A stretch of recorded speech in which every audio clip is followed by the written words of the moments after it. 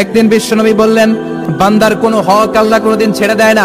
আল্লাহর হক আল্লাহ মাফ করে, বান্দার হকের মাফ নাই।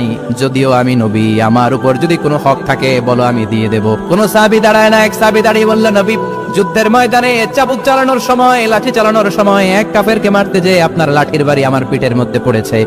আপনি যেহেতু এই কিসাসটা আদায় করতে চান, আপনার পিঠে আমি লাঠির বাড়ি মেরে এটারে শোধবোধ করে দিতে চাই। সাইয়েদনা ওমরে ফারুক হাতের জামা এরকম পড়তে শুরু করছে, আয় দিকে আয়, তোরে শোধবোধ করাই। বিশ্বনবী বললেন, ওমর রাখো, এটা বান্দার হক, মিটাতে দাও। বিশ্বনবী বললেন, আসো, তুমি এসে আমার পিঠে লাঠি দিয়ে চাবুক দিয়ে বাড়ি মারো। সাহাবী বলে, ও নবী, তখন দুর্ভিক্ষের সময়ের যুদ্ধ ছিল, আমাদের গায়ে জামা ছিল না। যখন আপনি আমার চাবুকটা পিঠের মধ্যে মেরেছেন, আমার পিঠে তখন জামা ছিল না। আপনি যদি যথা নিয়মে কিসাসটা আদায় করতে চান, আপনার জামাটা খুললেন, খালি পিঠের মধ্যে বাড়িটা মারিস। এবার ওমরে ফারুকের ধরে কে, এদিকে আয়, তোরে দেখাইতেছি। বিশ্বনবী বললেন, ও ওমর, থামো, মারতে দাও। বিশ্বনবী উনার জুব্বাটা উপরের দিকে উঠালেন, পিঠের মধ্যে বাড়ি দেওয়ার জন্য ওই সাহাবীকে ডাকলেন। ওই সাহাবী বিশ্বনবীকে পিছন দিক থেকে জড়িয়ে ধরে ওই মোহরে নবুয়তের মধ্যে চুমু দিয়ে ফেলেছে। সাহাবী বললেন, নবী গো, এই নাটক করার জন্য আপনি আমারে মাফ করে দিয়েন। আপনি বিশ্বনবী, উদম গায়ে আপনারে দেখা যায় না, খালি গায়ে আপনারে দেখা যায় না। শুনেছি আপনার পিঠের মধ্যে মোহরে নবুয়ত আছে। অনেক দিনের সাধনা, জল্পনা কল্পনা, আপনার মোহরে নবুয়তে আমার ঠোঁটটা আমি লাগাবো না। আপনার মোহরে নবুয়তের মধ্যে আমার ঠোঁটটা লাগিয়ে আমার ঠোঁটটারে আমি জাহান্নাম থেকে পরিত্রাণ করাবো। এজন্য প্ল্যান প্রোগ্রাম করে এতক্ষণ আপনার জামাটা খুলতে বলেছি। আপনার উপরে আমার কোনো হক নাই। আমার আব্বা মা, আমার সম্পদ, আমার জীবন আপনার জন্য কোরবান গো নবী। বিশ্বনবীর পিঠে বাম দিকে খাতামুন নবুওয়া ছিল, মাহরে নবুওয়া। কোন বর্ণনা এসেছে উনি এই মাহরে নবুওয়া দিয়ে পিছন দিকে দেখতেন।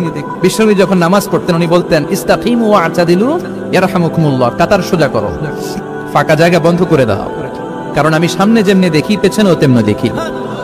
অনেকে বলেন বিশ্বনবী পেছনে দেখতেন এই মাহরে নবুওয়াতের জায়গাটা দিয়ে। এটা ছিল বিশ্বনবীর behind CC camera, behind close circuit camera. আল্লাহু আকবার।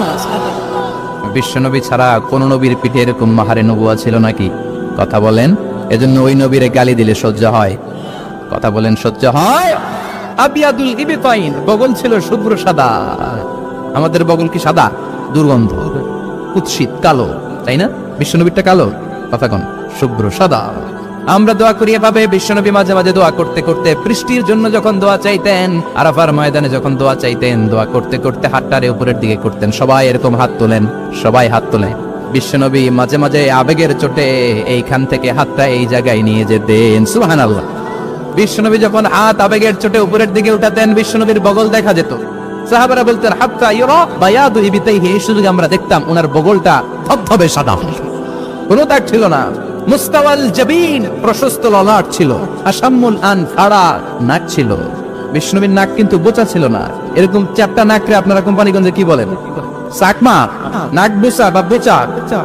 বিষ্ণুবীর নাক এই চাকমা স্টাইলে নাক ছিল না, খাড়া ছিল, খাড়া নাক ছিল। সুবহানাল্লাহ পড়ে। মুফাল্লিজুল আসনান, দাঁতগুলো ছিল পরিপাটি। বিশ্বনবীর দাঁতের দিকে তাকালে, বিশ্বনবীর হাসির দিকে তাকালে মনে হতো হাসিতে যেন মুক্তা ঝরে। বিশ্বনবী দেখতে কেমন ছিল আন্দাজ পাচ্ছেন না মোটামুটি? এই চমৎকার দেহটা নিয়ে যখন আয়নার সামনে দাঁড়াতেন, বিশ্বনবী জোস জোস পোজ দিতেন না।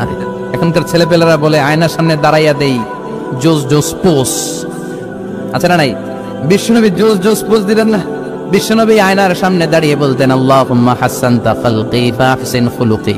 ও আল্লাহ, আমার চেহারাটা যেমনি আপনি সুন্দর বানিয়েছেন, আমার হৃদয়টারেও সুন্দর করে দেন। What a attitude, what